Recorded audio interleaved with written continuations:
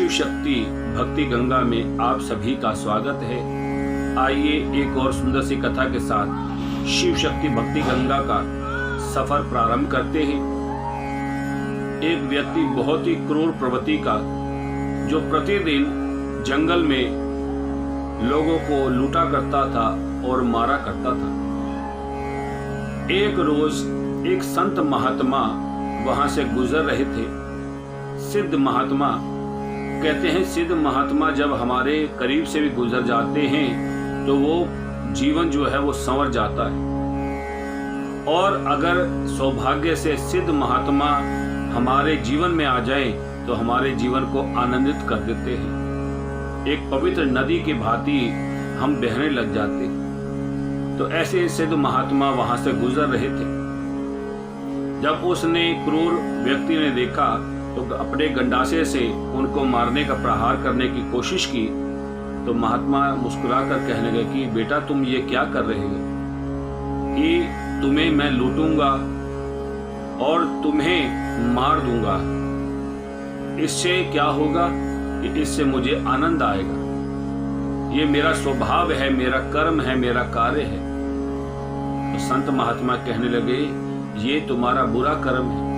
कहते कि जब संत महात्मा इस वाणी को बोल रहे थे तो उसके जो दिमाग की प्रवृत्ति थी, जो उसकी सोच थी, वो बदलने लगी। उसने गंडासे को नीचे फेंक दिया और जैसे जैसे वो अपने प्रवचनों से, अपने ज्ञान से उसको वार्तालाप कर रहे थे, उसका मन पिघलने लगा और गुरु संत महात्मा जी के चरणों में पड़ गया कि मुझे क्षमा कर दीजिए महाराज जी, आप मुझे अपना शिष्य बना लीजिए।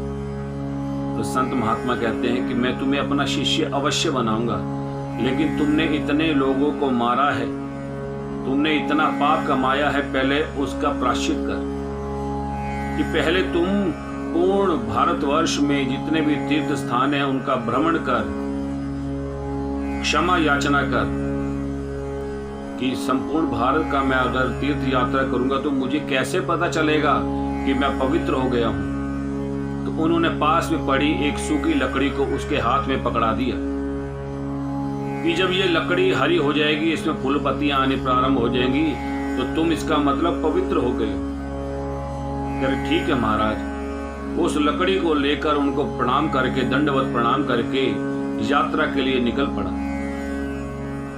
तकरीबन 10 किलोमीटर चलने के बाद अंधेरा हुआ तो एक बहुत ही विशाल बड़ का पेड़, बहुत ही विशाल बड़ का पेड़ जिसकी जटाई नीचे लटक रही होती है, उसके करीब पहुंचकर सोचा कि अब रात्रि होने जा रही है तो मैं थोड़ी देर यहाँ पर विश्राम करता हूँ, प्रातः काल उठकर मैं तीर्थ स्थान पर जाऊंगा। तो जिस बड़ के पेड़ के नीचे सो रहे थे, विश्राम कर रहे थे, उसी पेड़ के ऊपर 4 जो थे दुष्ट प्राणी और बैठे।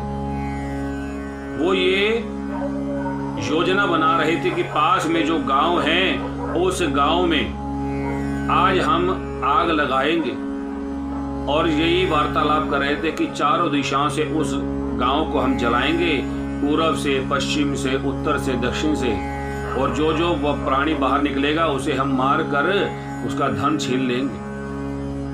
ये योजना बना रहे थे। उसने सुन ली। उसके मन में आया कि मैं तीर्थ यात्रा में तो जा ही रहा हूं, तो क्यों ना इन चारों का भी संहार मैं कर ही दूं। भाई तीर्थ यात्रा पे तो मैं अपने पाप को धोने जा रहा हूं, क्यों ना इनको मार के ही मैं क्यों ना अपना ये कार्य का प्रारंभ करूं। तो उसने कहा कि भाई आप जो योजना बना रहे हो ये बिल्कुल गलत है। आओ मैं तुम्हें समझाता हूं, मैं तुम्हारा गुरु हूं, मुझे सारा जीवन हो गया गंडासी चलाते हुए। तुम नीचे आओ, मैं तुम्हें बताता हूँ। तब सारे इकट्ठे तो नहीं आए, एक एक करके आया। अब उसके पास हथियार नहीं था तो उसने हाथों से ही उनको मारना प्रारंभ कर दिया। एक एक करके आए और सबको मृत्यु के शैया पर लेटा दिया। और जैसे ही उस लकड़ी को उठाया, उसने वो लकड़ी जो थी वो हरी हो गई। हरि बोल। ओम नमो भगवते वासुदेवाय। उसने कहा कि गुरुजी ने कहा था कि जब ये लकड़ी हरी हो जाएगी तुम तुरंत वापस आ जाना, इसका मतलब तुम पवित्र हो गए हो। लेकिन अभी तो मैंने कोई तीर्थ यात्रा की ही नहीं, लेकिन मैं पवित्र कैसे हो गया? लेकिन गुरु की आज्ञा का पालन करना है। गुरु ने आज्ञा दी थी कि जब ये हरी हो जाएगी तुम वापस आ जाना। तो वहीं से वो वापस चला गया और गुरु जी के पास जाकर दंडवत प्रणाम किया।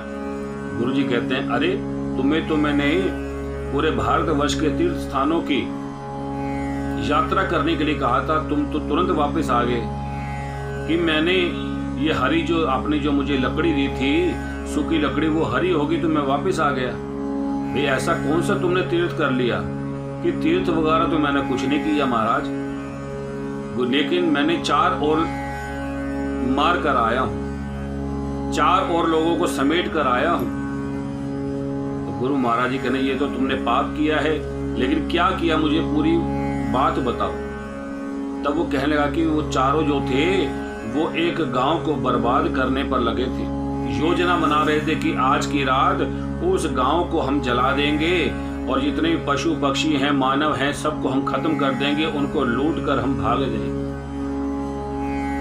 तो उनको मैंने सोचा कि इन चारों को मारने से अगर सब बच जाएंगे तो इससे बड़ा अच्छा कार्य क्या होगा कि मैं पाप तो कमा ही चुका हूं, क्यों ना ये 4 लोगों को मार के और 4 पाप कमा लूं और जाकर मैं गंगा नहा लूंगा।